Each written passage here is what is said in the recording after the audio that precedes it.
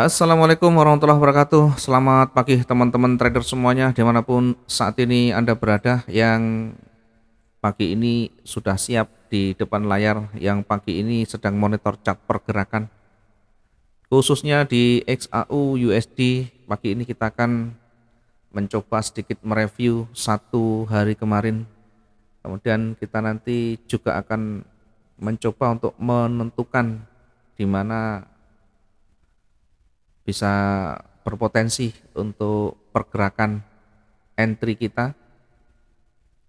Kita awali dari time frame yang besar dulu ya. Kita awali dari time frame besar dulu. Perhatikan time frame yang besar masih dominasi oleh seller dengan banyak sumbu yang di bawah. Kemudian time frame daily kemarin didominasi oleh buyer. Perhatikan sumbu yang di atas dan di bawah. Ada sumbu yang hampir sama dengan panjang yang hampir sama.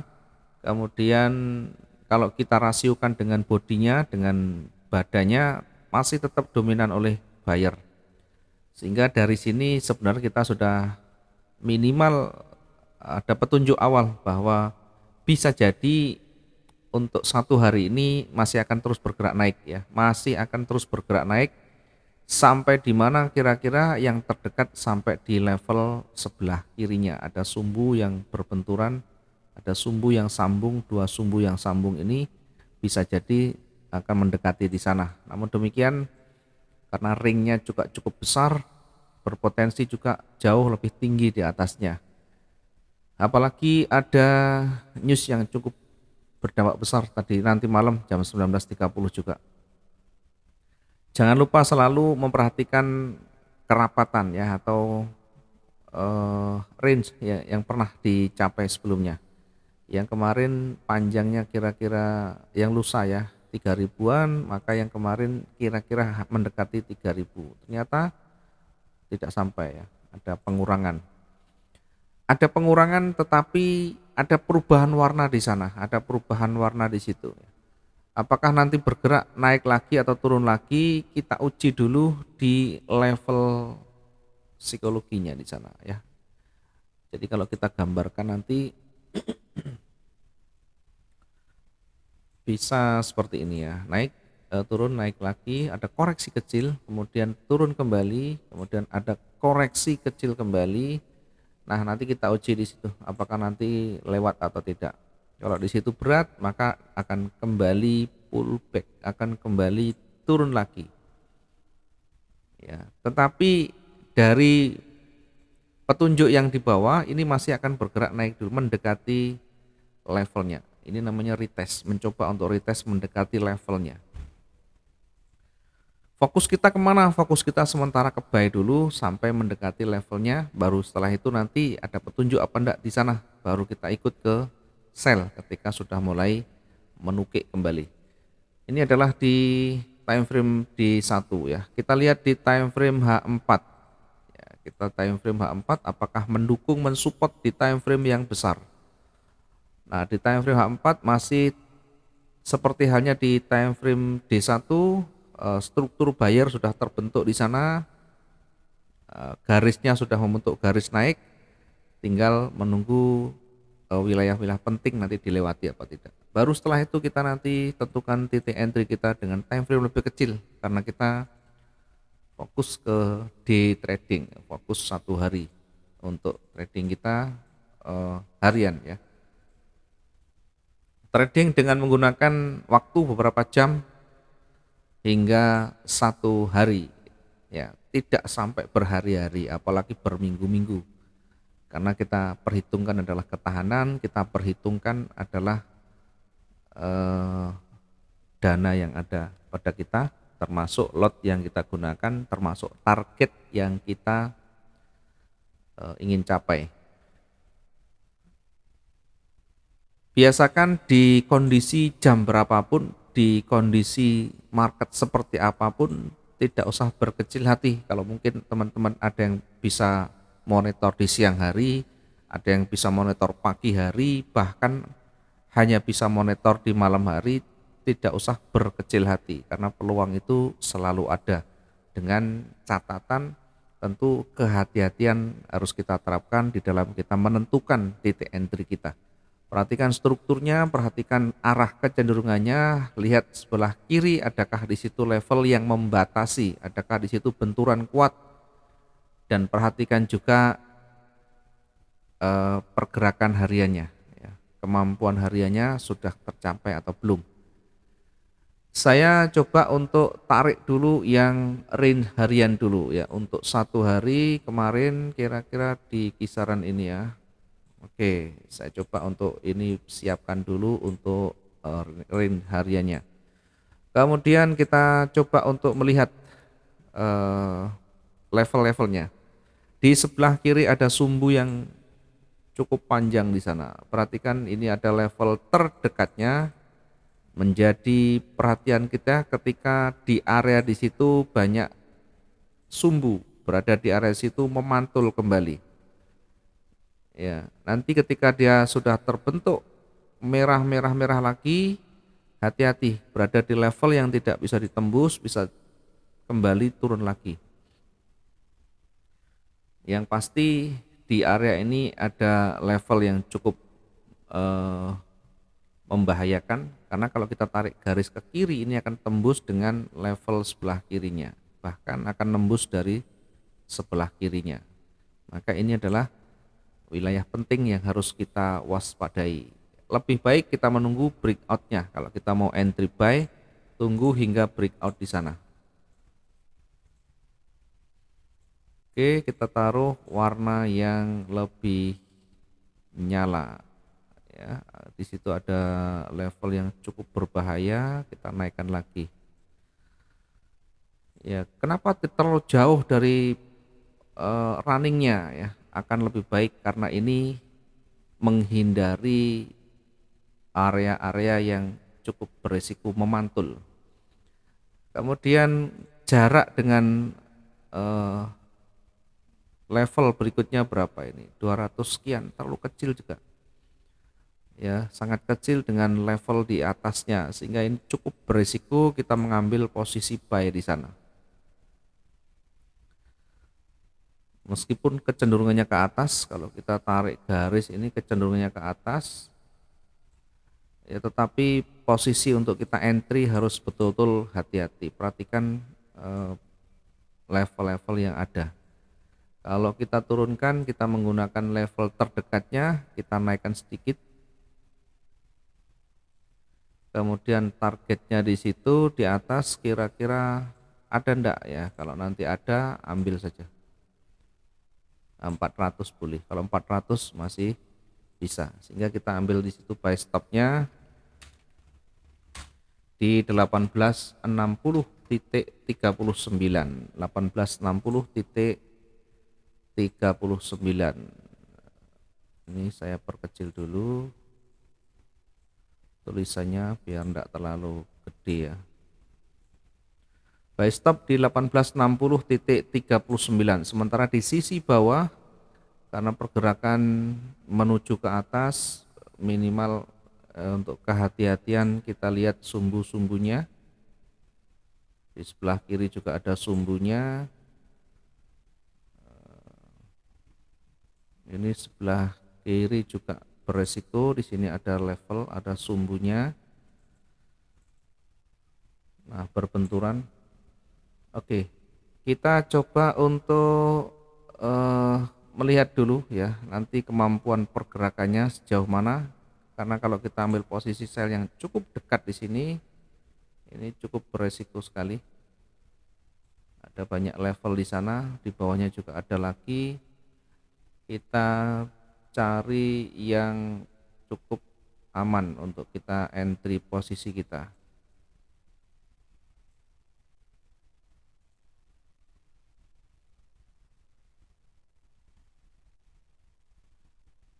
600 sekian.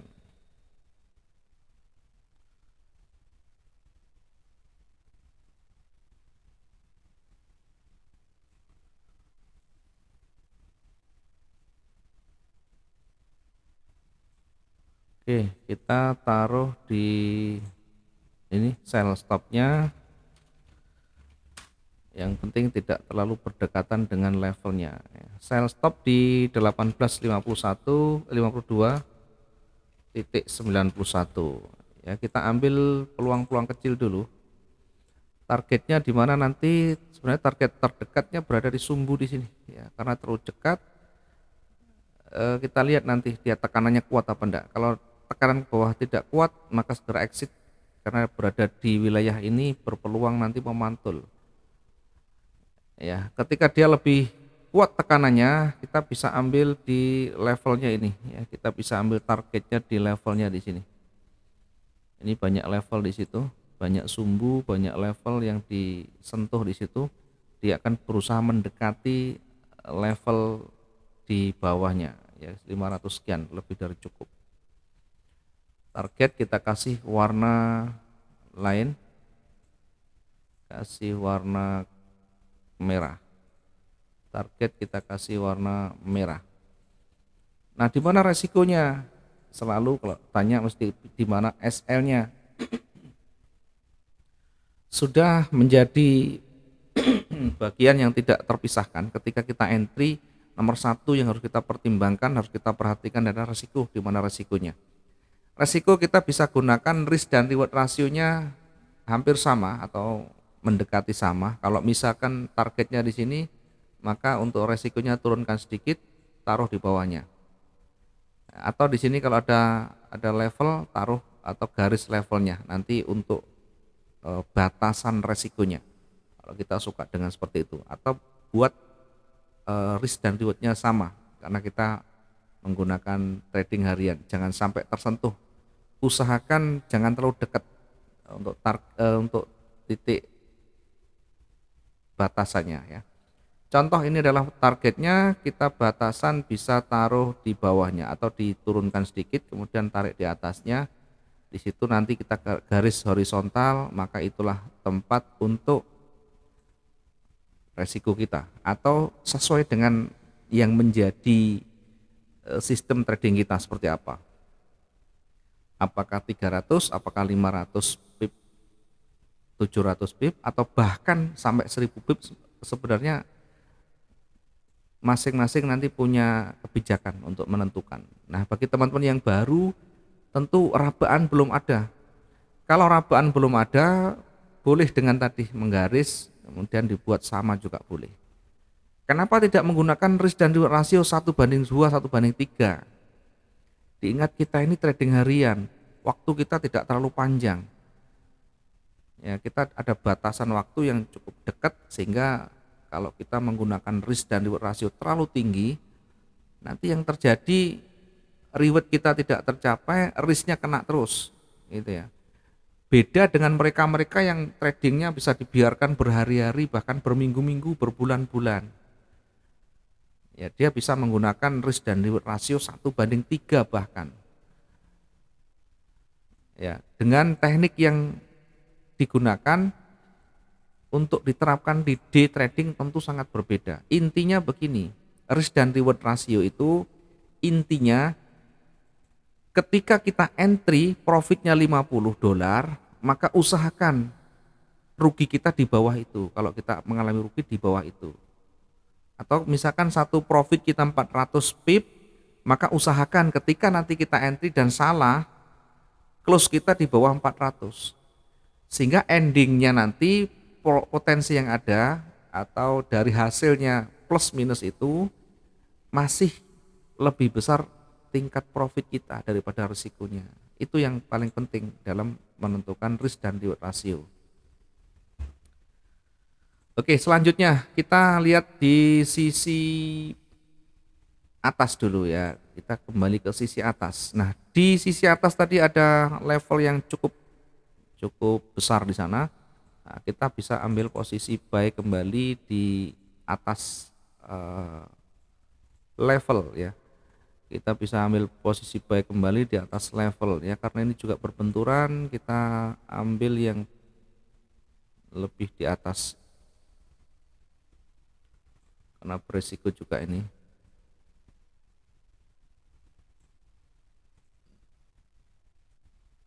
Oh, jaraknya terlalu jauh, jangan terlalu jauh. Kita ambil cukup dekat saja sini. Kemudian targetnya nanti kira-kira ada ndak di puncaknya di sana. 400 sekian ya, cukuplah ini.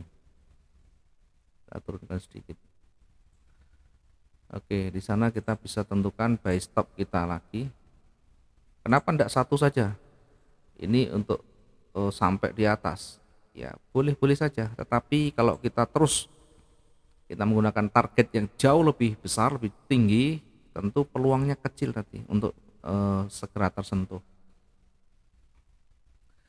Nah, untuk melihat seperti apa nanti kemampuan bergerak naiknya, kita bisa lihat yang menggunakan range yang kemarin, sehingga ketika nanti dia breakout kita bisa mengambil peluang kembali ya. Kita bisa mengambil posisi buy kembali setelah breakout di sana, breakout yang kecil ya. Buy stopnya kita tidak harus dengan buy stop ya, kita bisa saja nanti menunggu breakoutnya ketika marketnya sudah mulai bergerak. Ini adalah satu simulasi saja untuk memudahkan cara berpikir kita. Oh, ternyata di situ ada level, kalau nanti breakout kita bisa entry. Mungkin breakoutnya lebih di atas, sehingga kalau kita menunggu breakout posisi harga kita lebih tinggi nanti kita dapatnya. Tetapi kalau kita menggunakan pending di awal, begitu melewati tersentuh dan bergerak naik, kita sudah dapat keuntungan di sana. Kemudian dari pergerakan yang ada, kita bisa menentukan di sana untuk koreksinya ya.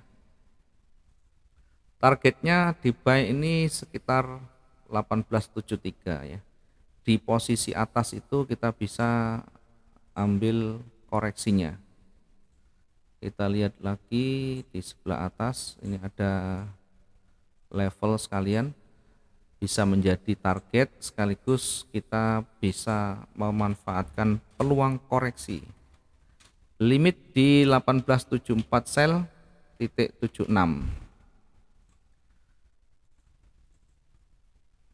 Oke, ini adalah untuk di posisi atas. Sementara di posisi bawah kita bisa ambil peluang sell lagi setelah dia breakout.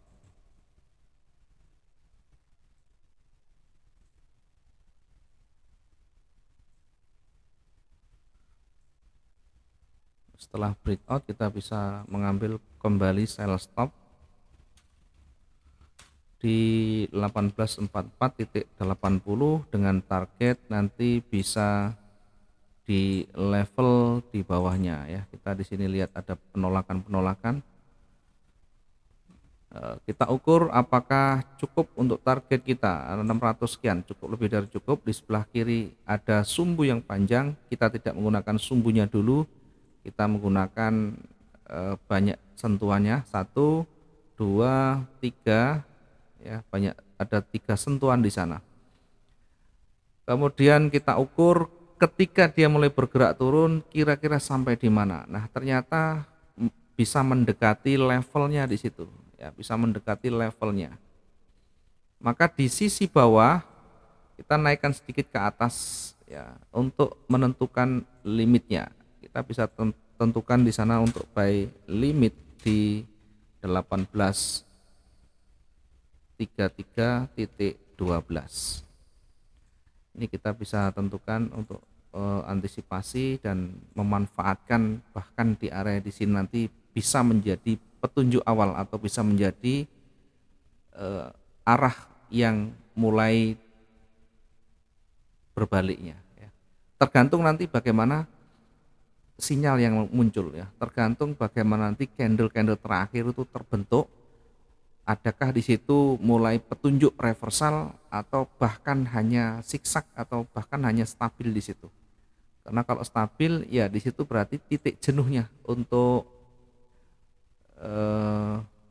wilayah paling bawah ya untuk satu harinya.